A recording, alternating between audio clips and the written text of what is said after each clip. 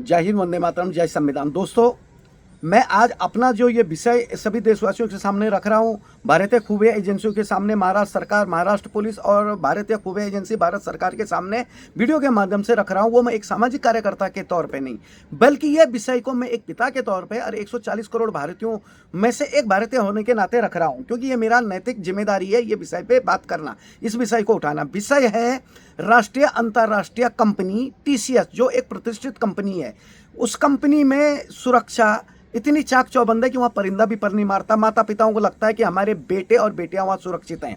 वहाँ किसी भी नेता की, मंत्री की, संतरी की या किसी बड़े रसूखदार की सिफारिश पे नौकरी नहीं लगती, किसी IAS IPS जज के कहने पे नौकरी नहीं लगती है। तो उस कंपनी के अंदर में ये जो लव जिहाद महाराष्ट्र नासिक में हुआ, वो लव जिहाद कैसी हुई, वो बेटियां वहाँ सुरक्षित कैसे नहीं थी, वहाँ के HR, वहाँ के मैनेजर क्या कर रहे थे जब बेटियों ने वहाँ पे बात उठाई किसी बेटी ने कि भैया यहाँ पे ऐसा हो रहा, उनको ये बोल के चुप करवाया गया कि बड़ी बड़ी कंपनियों में ये सामान्य बात है। अगर ये सामान्य बात है तो मुझे बताइए कि टाटा TCS में तो इतनी क्वालिफाइड, इतनी एग्ज़ाम देना पड़ता, इंटरव्यू देना पड़ता, उतनी कड़ी परीक्षाओं से गुजरना पड़ता, तब जाके नौकरी मिली। तो वहाँ ये जिहादी लोग कैसे घुसे जिनके मन में गजवा ए हिंद है? क्या बेटियां कहीं सुरक्षित नहीं देश में? क्या स्कूल, कॉलेज, कॉन्वेंट, परिसर, जिम, होटल, रेस्टोरेंट, कहीं भी बेटियां सुरक्षित नहीं? हर जगह ये लव जिहाद का जो कीड़ा है, जो नासूर है, ये डस रहा है क्या बेटियों को?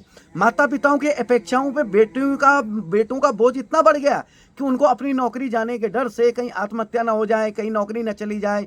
वो इतनी इमोशनल ब्लैकमेल हो रही थी कि उनके धार्मिक स्वतंत्रता का हनन हुआ, मौलिकता का हनन हुआ, उनको इमोशनल ब्लैकमेल किया गया जिहादियों द्वारा। इन जिहादियों को फंडिंग कहाँ से हुई, पैसा कहाँ से आया, और इतने बड़े स्तर पे क्या सिर्फ टाटा TCS ही है या कोई और भी कंपनी है भारत में? ये तो जांच का विषय है, भारतीय खुफिया एजेंसी जांच करेगी, NIA की इसमें एंट्री हो चुकी है।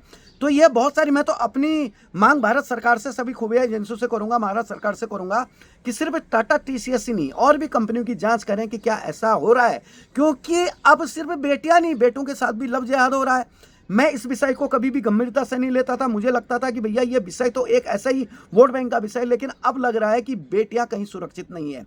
बेटियां इतने तनाव में हैं, उनको लगता है कि कहीं हमारी नौकरी न चली जाए, कहीं हम पे आत्महत्या करने की नौबत ना आ जाए, कि हमारे बसा बुसा घर उजड़ ना जाए। इस डर की वजह से वो खामोश रही। उन्होंने आवाज़ जरूर उठाई, लेकिन कंपनी के मैनेजर द्वारा HR भी पता चल रहा है कि वो एक वही जिहादी मानसिकता की कोई महिला थी, जो गजवाए हिंद और जो जिहाद, लव जिहाद का वो सपना पाल बैठी थी। बेटियों को धीरे धीरे उनका ब्रेन वॉश हो रहा था, बेटियों के व्यवहार में फ़र्क आ गया था। धीरे धीरे बेटियां अपनी सहेलियों से, अपने इष्ट मित्र मंडल से, परिसर से, परिवार से धीरे कटने लग गई थी। उनके व्यवहार में अचानक परिवर्तन होना शुरू हो गया था। वो खास मौक़ों पे, मजहबी त्योहारों पे, वो पहनावे में उनका फ़र्क हो गया था। ये मैं नहीं कह रहा हूँ, ये पुलिस जांच कर रही है, कुछ मीडिया हाउस कर रहे हैं जिसमें मैं ये बात कर रहा हूँ। और वो बेटियों के व्यवहार में इतना फ़र्क आ गया था कि उन्होंने यहाँ तक कि अपनी पूजा पाठ, अपनी जो संस्कृति होती है उससे धीरे धीरे किनारा कर दिया था। और जब किसी ने ये बात वहाँ पे कंपनी में बोली थी, कंपनी में वही शब्द जो मैं अभी पूर्व में बोला कि भैया बड़े बड़े शहरों में छोटी बातें होती हैं, तो ये छोटी बात नहीं थी, ये बड़ा गंभीर ज्वलनशील विषय था। इस कंपनी को खड़ा करने में रतन टाटा जी, जिन्हें मैं महामानव कहता हूँ, उन मानव का बड़ा योगदान रहा, उनका परिवार का बड़ा योगदान रहा। प्रतिष्ठित कंपनी रही, और यहाँ तक कि पूरे यूरोप में इस कंपनी की एक छाव थी, एक छाप छोड़ चुकी थी ये कंपनी, और हमको लगता था कि हमारे बच्चे वहाँ सुरक्षित हैं। लेकिन अब डर लगने लग गया माता पिताओं को कि हमारे बेटे वहाँ सुरक्षित नहीं, उनके साथ कुछ भी हो सकता है। ये सिर्फ लव जिहाद तक सीमित नहीं था, हो सकता कल के दिन हमारे बेटियाँ किसी सूटकेस में, किसी बोरे में, कहीं नहर में, कहीं गटर में, टुकड़ों में मिल जाती तो क्या होता।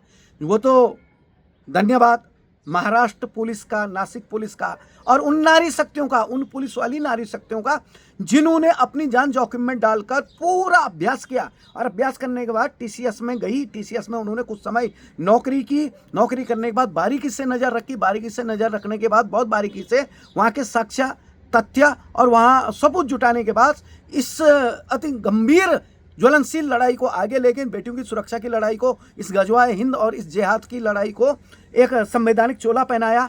तो उनके लिए अभिनंदन, अभिवादन पूरे महाराष्ट्र की तरफ से, पूरे भारत देश की तरफ से, मेरे रतूड़ी परिवार की तरफ से करता हूं। अगर यह जांच में 19-20 हो जाता, कुछ भी हो जाता, तो यकीन मानिए कि सेकुलर नामक एक कोई प्रजाति होती है। सेकुलर का मतलब ये नहीं होता कि मैं अपने धर्म के प्रति कट्टर और दूसरों के प्रति मैं मतलब दोगला रवैया रखूं। सेकुलर का मतलब होता है सबके लिए समान। तो ऐसे लोग, बुद्धिजीवी लोग, वामपंथी लोग और बहुत सारे ऐसे लोगों का एक झुंड जो है, एक भेड़िया बन के टूट पड़ता महाराष्ट्र शासन के ऊपर में, महाराष्ट्र पुलिस के ऊपर में। लेकिन आपने जो बहुत गहराई से जांच की और बहुत गहराई से तथ्य जुटाए, किसी को बोलने का मौका नहीं दिया, उसके लिए आभारी रहूँगा हमेशा। और मैं ये कहना चाहूँगा कि ये जो इतना बड़ा कुकृत्य हुआ जिहाद का, ये क्या सिर्फ नासिक तक सीमित है या इसके तार अंतर्राष्ट्रीय लेवल पे खाड़ी देशों में, गल्फ देशों में, मुस्लिम इस्लामिक कंट्रियों में? क्योंकि क्या होता है कि आपस में ये लोग भी तनातनी में रहते हैं, भाई ये सिया सुन्नी के नाम पे बैठे हुए हैं, लेकिन जब बात काफिरों की आती है, हमारी बहन बेटियों की आती है, वहाँ ये एकजुटता दिखा देते हैं। तो ये बहुत गंभीर विषय है कि भारत सरकार की सभी खुफिया एजेंसियां जांच करें कि इसके तार कहाँ तक जुड़े हुए हैं और इन आरोपियों को इतनी सख्त से सख्त सजा मिले कि इनकी 7 पीढ़ियां याद करें कि भारतीय संविधान में वो ताकत है, भारतीय नागरिकों में वो ताकत है, भारतीय माता पिताओं में वो ताकत है और भारतीय पुलिस, हमारे महाराष्ट्र पुलिस में वो ताकत है कि इनको दिन में तारे दिखाएं, इनकी 7 पीढ़ियां दोबारा ऐसे कुकृत्य न करें, किसी बहन बेटी के साथ में, बेटों के साथ में ये कुकृत्य न हो। क्योंकि हर एक गली में आजकल डर ही बैठा हुआ है। बेटी जिम जाए तो वहाँ डर बैठा हुआ, खेल के मैदान में जाए तो वहाँ डर बैठा हुआ है, स्कूल कॉलेज में जाए तो वहाँ डर बैठा हुआ है, अब देख लीजिए अपने कंपनी में जाए तो वहाँ डर बैठा है, रोजी रोटी में जाए तो वहाँ डर बैठा हुआ है, डर बैठा हुआ है। वही जिहाद का, लव जिहाद का, गजवा हिंद का। तो क्या बात है, क्या इनको भारतीय संविधान पे भरोसा नहीं है? ये लोग चाहते क्या है? और भारत सरकार भी थोड़ी मेहरबानी करके आरोपियों पर नरमी न बरते, बल्कि इतनी सख्त कार्रवाई से सख्त कार्रवाई करे।